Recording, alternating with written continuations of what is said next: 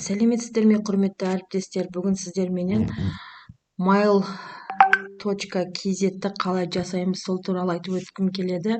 Ол үшін сіздер қалаған браузерде mail.kz деп жазсаңыздар, осындай бет ашылады және осыны баса қаласыздар.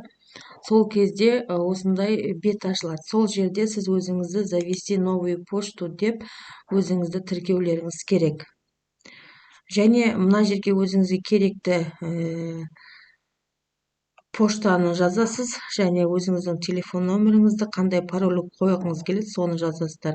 Және галочканы қойып, получить етіп, кодты подтверждать етесіз. Телефоныңызға код келеді, сосын ары қарай өзіңіздің аты жөніңізді жасап, толтырып ала қоясыздар.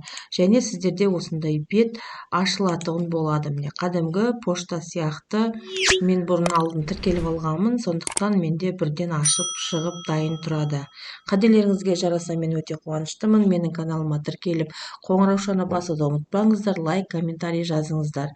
Келесі сабағымда көріскенше сау саламат болыңыздар.